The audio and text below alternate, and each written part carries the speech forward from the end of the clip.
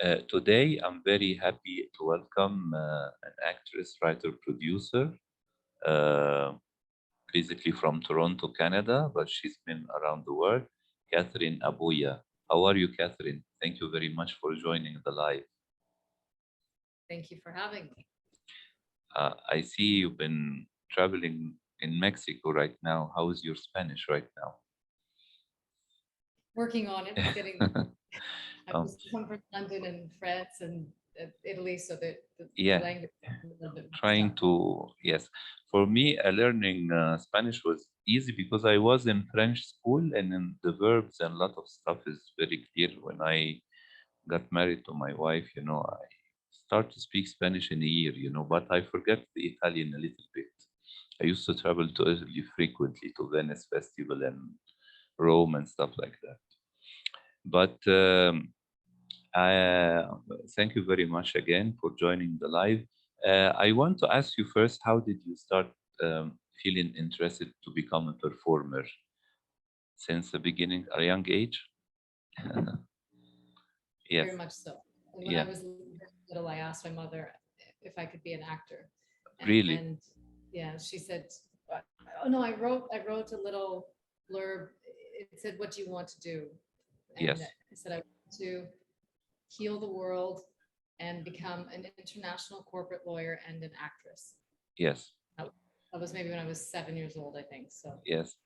But did you study law, or did you change the direction of your study when you start to grow up? I went. My mom passed when I was 16, and I decided Really? to not. Yeah, I went to university for about a year and a half doing business and economics, and then I left and I took a one-way flight to Paris, and then that took me on a very interesting journey. So Yes. And tell me, when do you? I seen you did a lot of short films, television series, in the last, let's say, 10 years, right? Um, Regarding the short films you played in, do you think they are a good medium, to promote yourself as a performer? Because until now, short films, are confined to be screened in film festivals, or right now there are a lot of platforms screening shorts. But at the time when you did these films like Home, Away, and Return, did they give you like a push to be cast in television roles and cinema roles later on? they did because then you have demo reel material that you can show Yes. to agents. So Hmm. I started off at zero. I was in the oil trading business before, and I got into Hmm. film. So I remember going to set, and they had a beautiful table laid out with uh, roast beef and salads, and it was a beautiful spread. And I went and I took a plate, and you could hear a pin drop because I was an extra, and the extras were the peanut butter and jelly table. Yes. And they said, that food isn't for you. I said, what do you Yes. mean? They said, your table is over there. And I said, well, my plate's made now, so I'm not going. I went from two very different lifestyles. So I started off, okay, well, how do I get some footage? I'm not going to get anything from working as an extra, but I learned how a set works. And so the short films are a good way to get some demo reel material, so then you can show it to an agent, so then the agent can then get you bigger roles. So Yes. Yes. So this helps to get more casting calls, and also to create your own stories, showing master scenes you played in. I want to ask you, accidentally speaking about Petrol, you starred in a television series called Petrol and played a character called Samir. Uh, so this is came accidentally, not related to your past studies. it was a friend of mine, an Afghani actor named Ken Mahon. He was playing. He is Afghani. He said we need someone to play my wife, and I have some luck with dialects and accents that kind of work. So he said, "Will you?" It was an easy in. So he said, "Hire her as my wife." So we got to do.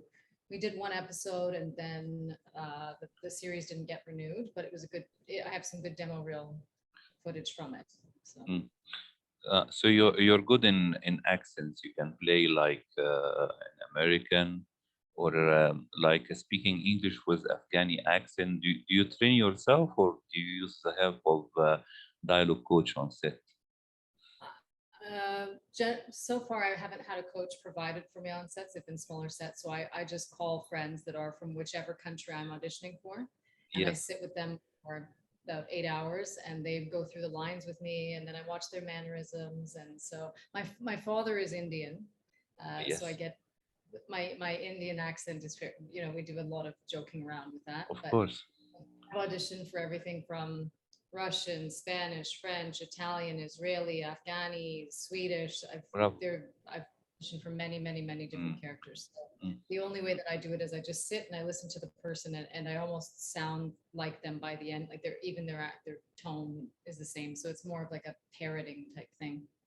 You can do an accent like Peter Sellers in The Party. I actually had to do that a week ago, no, 2 weeks ago in Croatia, because my friends said, "Oh, I loved Peter Of Sellers." course. So I mean, I do when I tell a story about. I had a small role in a film called Downsizing. The director was Yes, Alexander, and I had a scene where I had to roofie Matt Damon, yes. and I always tell the story of my aunt who said, Jenny, what's the last thing you did on set? And I said, this was a couple of years ago. And I said, Yes. well, I was in a film with Matt Damon. And she goes, who's that? Oh, I said, it's, he's a pretty famous American actor. And she goes, so what did you do? And the thing is, I don't know if you've seen the scene or not, of but I course. have to essentially, Yeah, I I've have to seen the take it. film, but I don't remember the scene. But you can tell me about it. Mhm. I essentially have to take an ecstasy pill, put it on my tongue, and make out with Matt Damon and get him high. That's my whole. So it's not exactly a great traditional Indian thing. So she said, Yes. "How many lines did you have?" And I said, "Oh, I didn't really have any lines, so to speak." So what did you do? I said, "Well, I had to help Matt relax a little. He was uptight." Mm. And I'm trying to, in my head, I'm thinking, oh, I don't want to say what I did. I have to try and get around this. Ah. So she's asking me, what did you do? How did you do it? And finally, I just said, I had to kiss him, and I passed a pill. It was an ecstasy pill. She goes, so you're telling me that you kissed a man who is not your husband and you got paid to do it? Mhm. And I said, yeah. Yeah, She goes, she says, Danny, this is called prostitution. I thought, okay, thank you. Thank you for humbling me. Everyone else said great job, but it was, your family always has a way of bringing you back to life, back to earth. So and did she see the film or no? She went to rent the film to see the scene or not? no, no, I don't think she saw it. Her daughter though sent me a message. Why the hell am I seeing you on the big screen with Matt Damon, making it with Matt Damon? You never told me anything. And I said, I was under NDA with Paramount. I couldn't say anything. And she goes, stop talking Of like a course. white woman. Family, So I think you did your role in a couple of days because it's more than like one scene or something like that. But I want to ask you about your experience in a big film set, like Downsizing. It's a big Hollywood studio production with a lot of special effects. But tell me, what is your experience about it, being in a big production like this? well, the director was extremely kind. Everyone on set was extremely kind. I think they were also worried about it's a big scene with Matt, and they want to make Of sure I course, felt comfortable. Mhm. yes. So they were very, very accommodating, very polite. As soon as I got on set, they introduced me to everyone. Matt came with chocolate covered espresso beans. He said, do you want some? And I said, I actually went on off coffee for this scene, so I'm not shaking when I'm doing. And he said, oh, well, did you get headaches? And I said, yeah, big ones. And he said, oh, I got headaches when I was doing the Bourne film. And I didn't mean to, but I said, how did you get so fat after, if you just shot it now? And he lifted up his shirt and he had like a fat pack. And so being on set was interesting because in between when I was waiting to be called for my scene, I would go up to different people and ask them what they were doing, and they were really lovely, really accommodating, really kind. And it was definitely nerve-wracking, but I remember at one point we were about to do the scene. I'm looking over for my mints. I had my mints and some deodorant, some perfume, and the pack is gone. It's gone somewhere. And I went, oh no. And this woman says, what's wrong, sweetheart? And I said, oh, I have these mints and I'm supposed to be making it with Matt Damon. I don't know what to do. And she goes, oh, here. And she pulls something out of her pack and gives it to me. I said, thank you so much. You're like a fairy godmother. And it turned out it was Matt Damon's makeup artist who travels with him all over the world. So Yes. I think depending on the director, there's a real family environment. One of my acting coaches said, you can always tell how well the film is going to do based on the number of fights you have on set. So every film starts as a 10 out of 10. And for every major fight you have on set, take off half a star. Yes. So there was a very beautiful energy that was there. You know, speaking of love scenes, I remember two things right now.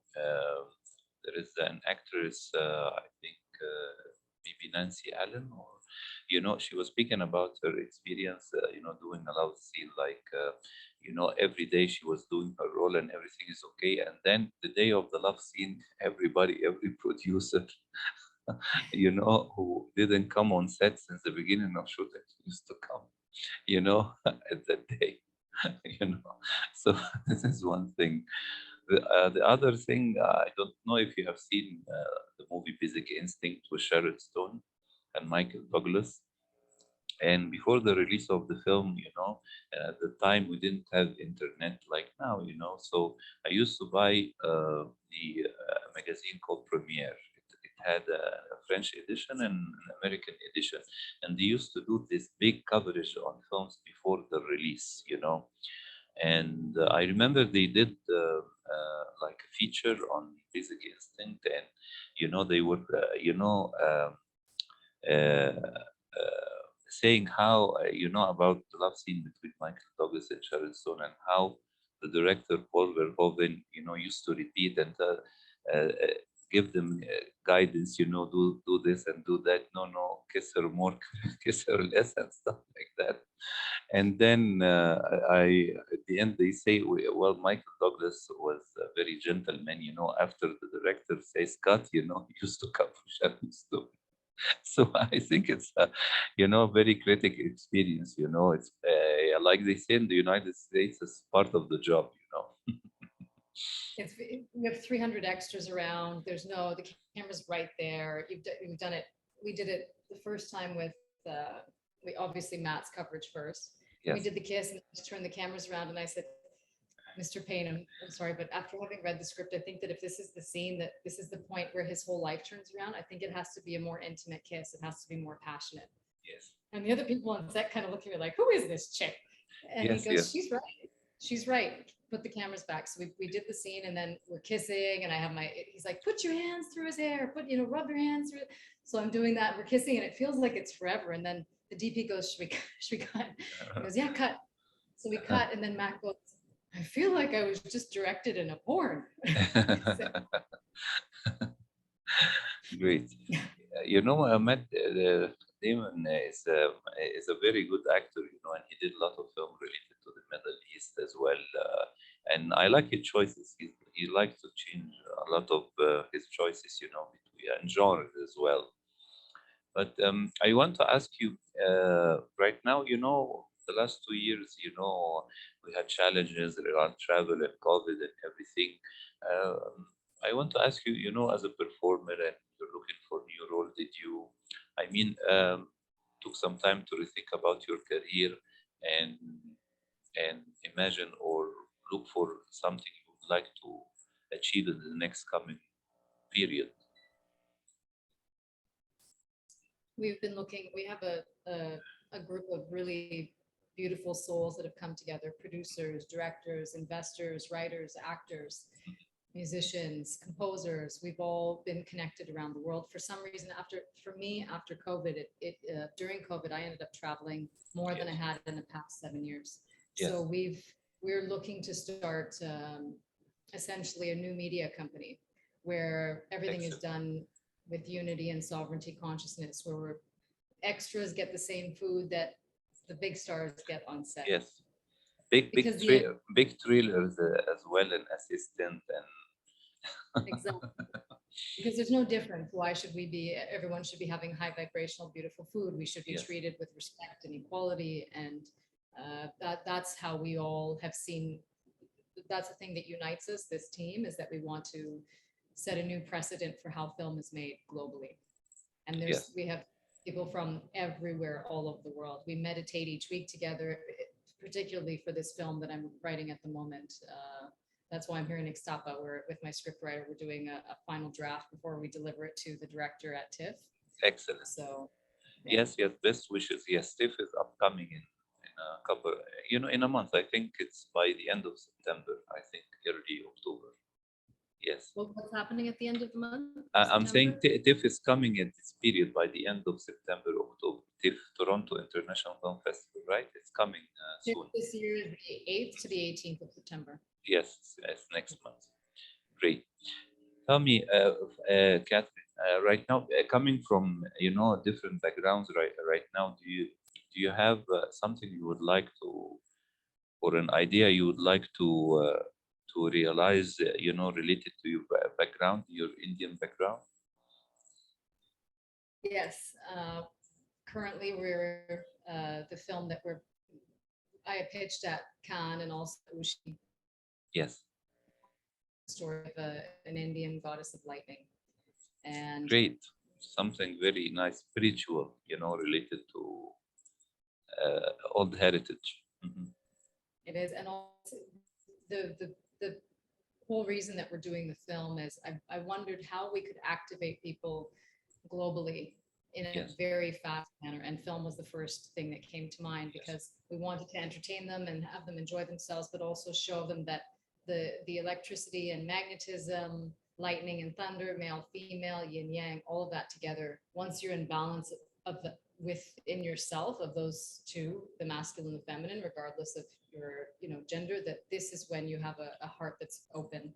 And I won't get too much into the whole thing, because I'll share the links afterwards for the pitches at Cannes and Ushi. But essentially, it's teaching us how to live in divine union and how to get Yes. our power back, because everything, many things at the moment will distract you or take you away or keep you in a low vibrational energy.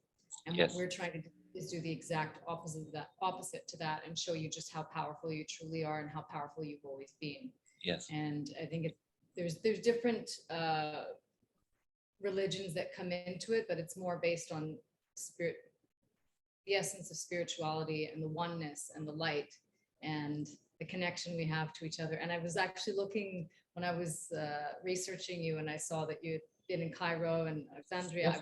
Yes, I'm Egyptian, or yes, yes. Pardon me? I'm Egyptian. Yes. Yes, yes. We've been in Egypt all my life, but only last year we came back here with my wife, with Colombia. Oh, okay. So I'm sure you're missing it, no? Of course, of course.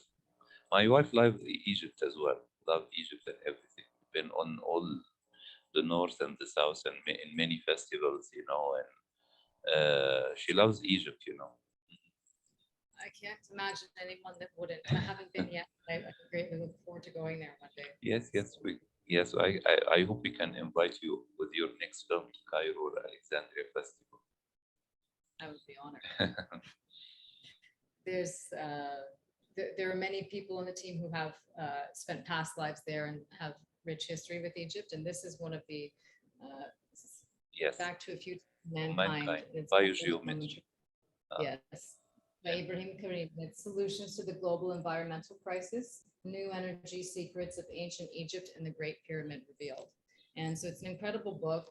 I met one of his colleagues, Pier Paolo Alberghini, who explained biogeometry to me. And there's another book here, Geometry Signatures, Harmonizing the Body's Subtle Energy Exchange with the Environment.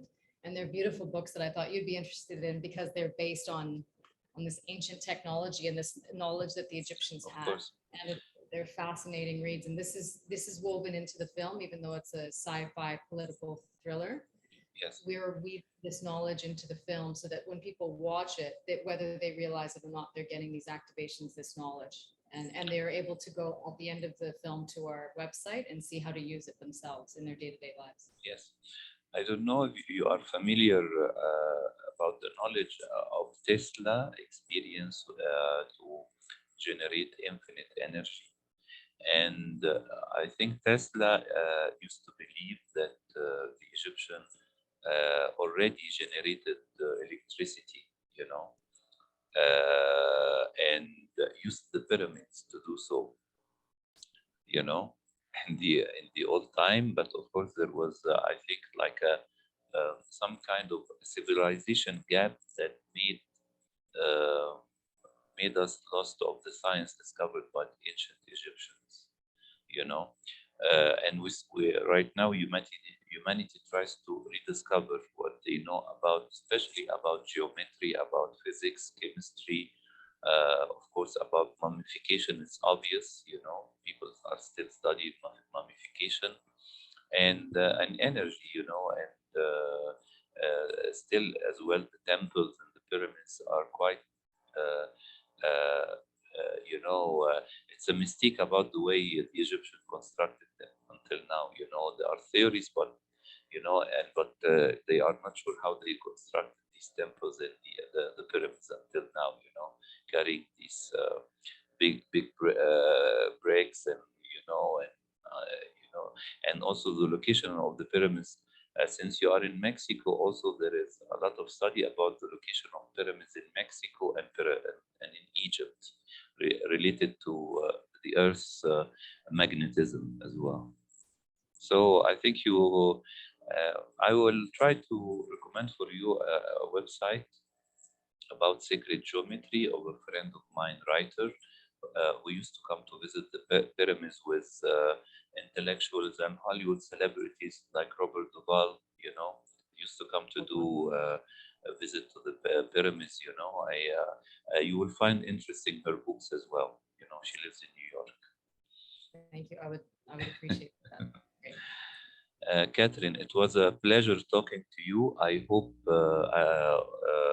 wish you all the best in your upcoming projects, in your research and polishing your new projects. You know, I look forward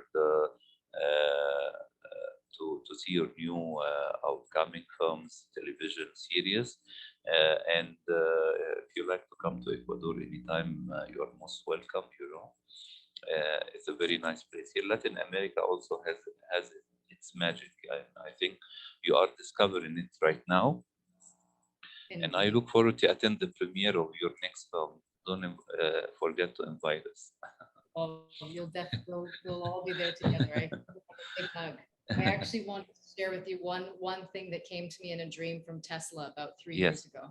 yes, He said it was him when he was older, in his 80s, right before he passed. yes. He came and he said, uh, if you focus your intent on your dreams or on your goals, you'll have everything you want.